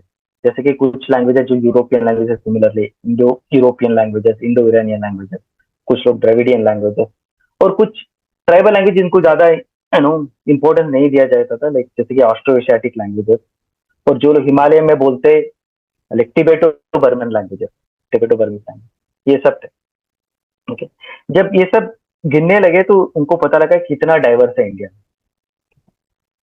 तो उस टाइम पे लाइक ये कि कुछ लिंग्विस्टिक मूवमेंट्स भी शुरू हुए इंडिया में, जैसे कि इंडियन नेशनल कांग्रेस ने बोला कि हम लोग राज्यों भाषाओं के हिसाब से हम लोग डिवाइड करेंगे इंडिपेंडेंस के बाद। लेकिन ये सारे भाषा नहीं थे, जो डोमिनेंट लैंग्वेजेस थे उस टाइम पे तेलुगु, कन्नड़ा, कुछ जगह पर इवन उड़ीसा के बारे में भी थोड़ा बहुत मूवमेंट हुआ, ठीक है, उन लोगों ने ज्यादा डिमांड किया। तो आप देखेंगे कि मतलब जब लाइक अपने इंडिपेंडेंस के बाद जब हम राज्यों को पहले मतलब रीऑर्गेनाइज करने गए, पहले नेहरू ने बोला कि नहीं नहीं अभी भाषाओं के ऊपर रीऑर्गेनाइज करना अच्छा नहीं है, क्योंकि इसके बहुत सारे डिविजन हो सकते हैं, इंडिया टूट सकता है, उनका ये डर था। तो लेकिन बाद में जब 1953 में पोटी श्रीराम वो एक पूरा फास्ट एंड टू डेथ किया, उपवास रखा, वो उसका मृत्यु हो गया, उसके बाद आंध्र प्रदेश जन्म। तो उसके बाद काफी सारे स्टेट रीऑर्गेनाइजेशन कमिटी फॉर्म, उन्होंने 2 साल में रिपोर्ट निकाला, और उसके बाद इंडिया के जो फाउंडेशनल मैप बोलते हैं रीऑर्गेनाइजेशन, वो बना, जिसमें साउथ इंडियन स्टेट जो है लार्जली फॉर्म हो चुके थे, लेकिन महाराष्ट्र और गुजरात को एक करते थे, और सारे Hindi so called Hindi belt को एक जोड़े। सो सोचे कि उसमें 14 स्टेट्स बने। इंडिया में कितने थे? ग्रेसन ने बोला ऑलमोस्ट 179 लैंग्वेजेस थे, और लाइक 300 आसपास डायलेक्ट, ठीक है।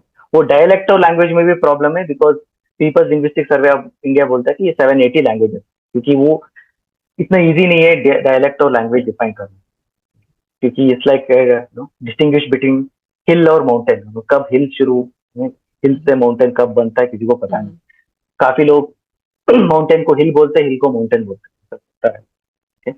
So language is a dialect with an army and A navy.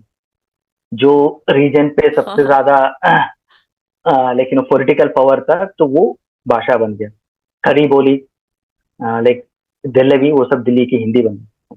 Karnataka में जो मैसूर में बोला जाता था, उसको कन्नड़ा बोलने लगे, मतलब ऑथेंटिक कन्नड़ा बोलने लगे। लेकिन जो एक्चुअल कोस्टल कर्नाटका और नॉर्थ कर्नाटका में जो कन्नड़ा बोलते हैं, उसको कोई भाव नहीं दिया, it is treated as a dialect, ठीक है। तो ये क्वेश्चन और लैंग्वेज और डायलेक्ट हमेशा बने रहे। तो इसमें भी मतलब जब कॉन्स्टिट्यूशन फॉर्म हो, कुछ लैंग्वेजेस को शेड्यूल में डाल, what we call as scheduled languages. तो लेकिन कोई ऑफिशियल फॉर्मूला नहीं है कि कौन से लैंग्वेज शेड्यूल होना चाहिए, कौन से नहीं, ठीक है।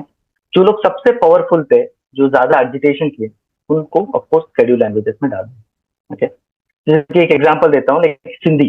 सिंधी के पॉपुलेशन बहुत कम है, लेकिन सिंधी इज लेकिन शेड्यूल्ड लैंग्वेज। नेपाली भी वैसा ही है, Nepali is scheduled languages, okay. लेकिन बहुत सारे ऐसे लैंग्वेजेस हैं इंडिया में जो स्पेशली नॉन शेड्यूल्ड लैंग्वेज, जो ट्राइबल एरियाज में ज्यादा बोला जाता है, जैसे कि भिली, भिलवाड़ा। तो वो जैसे कि वो राजस्थान, मध्य प्रदेश, राजस्थान, गुजरात और महाराष्ट्र इस एरिया में बोला जाता है। उनका पॉपुलेशन अगर देखा जाए 1 करोड़ के ऊपर, ओके। 1 करोड़ के ऊपर। सिंगापुर डबल ऑफ सिंगापुर आप देखेंगे, तो और बहुत सारे यूरोपियन स्टेट से भी मतलब बड़ा है, लेकिन स्मॉल है, लेकिन उसको हमने शेड्यूल पे नहीं डाला। तो ऐसे ही गोंडी, गोंडवाना रीजन छत्तीसगढ़ नीचे, वहां पर भी लैंग्वेज, एक क्लास ऑफ लैंग्वेज, उनको भी कोई ऑफिशियल रिकॉग्निशन नहीं है। जो लिंग्विस्टिक रीऑर्गेनाइजेशन जो बोलते, वो कुछ बहुत सारे जो लैंग्वेज है जो लाइक ज्यादा थोड़ा ट्राइबल रीजन में बोला जाता है, तो उनको अपने स्केड्यूल में डाला नहीं, कॉन्स्टिट्यूशन में उसको इंक्लूड नहीं किया। तो उसका मतलब है कि मतलब ये जो प्रोत्साहन मिलता है सरकार से और रिकॉग्निशन जो मिलता है, तो इतना नहीं, ठीक है। तो राज्यों को मतलब थोड़ा बहुत फ्रीडम है कि मतलब आप उसको ऑफिशियल लैंग्वेज बना सकते हो, लेकिन बनाते नहीं। जैसे कि झारखंड में संताली इम्पोर्टेंट है, but Hindi still Hindi medium में यूज किया जाता है। और बहुत सारे लैंग्वेज को हम लोग डायलेक्ट करते हैं। फॉर एग्जांपल हिंदी में 51 डायलेक्ट्स बोला जाता है, बट वो डायलेक्ट नहीं, बहुत सारे भाषा थोड़ा अलग अलग भाषा है, जैसे कि खड़ी बोली और अवधी, ब्रज भाषा और भोजपुरी, भोजपुरी अगर देखा जाए 50 मिलियन मतलब 5 करोड़ स्पीकर से, लेकिन आपको भोजपुरी टेक्स्ट बुक कभी मिलेंगे नहीं। ब्रज भाषा में कुछ वर्ड्स भी यूज नहीं किए जाएंगे। पूरा यूपी में आपको एक ही लेकिन यूनिफॉर्म लैंग्वेज मिलेगा जो अवध में बोला जाता है। लेकिन तो इतना शुद्ध हिंदी को पूरा स्टेट के ऊपर इम्पोज किया है। तो और कुछ नॉर्थ ईस्टर्न स्टेट में अगर देखा जाए, जैसे कि नागालैंड में नागामीज स्टैंडर्ड लैंग्वेज है, और बहुत सारे ट्राइबल लैंग्वेजेस है, लेकिन उनको कम्युनिकेट करने के लिए कॉमन लैंग्वेज चाहिए, वो है नागामीज। लेकिन वो यूज किया नहीं जाता है, लेकिन वो इंग्लिश ऑफिशियल लैंग्वेज बन गया। तो इंडिया में इतने सारे लैंग्वेजेस है, लेकिन उनको एक लीगल रिकग्निशन नहीं मिला है। तो उससे कुछ लैंग्वेज मर भी जा रहे हैं, क्योंकि उनका यूजेज भी कम हो रहा है। और सेंसस का एक प्रॉब्लम ये है कि मतलब जब वो काउंट करता है, जो लोग 10,000 से ज्यादा स्पीकर्स है, सिर्फ उन्हीं को काउंट करता है। सो बहुत सारे मदर टंग्स ये है जो ऑलमोस्ट 1.8 करोड़ जो हमने एक्चुअली डेटा निकाला, उतने लोग लैंग्वेजेस बोलते हैं जिसका टोटल आबादी 10,000 से कम। तो उनका जिक्र कहीं पर भी किया नहीं जाता है सेंसस में। सेंसस क्या करता है, उनको जब लोग बोलते हैं कि बोली क्या है आपका, मतलब मदर टंग, तो वो लेता है 19,000 ऐसे कुछ बोली ने उन लोगों ने लिस्ट किया था, उसको एक ग्रुपिंग करके 1,300 ऐसे कुछ सेकेंड लिस्ट में आया। उसमें से फाइनल आया सिर्फ अराउंड 270 लैंग्वेजेस। तो बहुत सारे जो बोली है ना, तो उसको आप लेकिन रिकॉग्नाइज ही नहीं करते उन सेंसस में। इसमें क्या होता है, उनका जो ऑफिशियल रिकॉग्निशन और वो चला जाता है। और जब लोग समझते हैं कि यार इसका कोई यूज नहीं है, तो स्लोली वो सब डेथ होते जाते हैं। तो इसलिए इसको बोलते हैं लैंग्वेज डेथ, कि जब यूजर्स कम हो जाते हैं तो लैंग्वेज मर जाते हैं। जैसे कि अंडमानीज, तो अंडमानीज ऑलमोस्ट मर चुका है, कोई स्पीकर नहीं उसमें। सो इसीलिए मतलब जब मैंने आर्टिकल लिखा था, उसमें बोला था कि आप मिनिमम इतना तो कर सकते हो, जो भी लिस्ट है उस सबको रिलीज करो, जो माइनॉरिटी है माइनॉरिटी है सबको आपको लिस्ट करना चाहिए। आपके ऊपर ये डिसीजन मेकिंग नहीं है कि मतलब ये लेकिन माइनॉरिटी लैंग्वेज है, इसको हम रिलीज नहीं करेंगे, ऐसे नहीं करना। बिल्कुल ठीक बात है, सही है।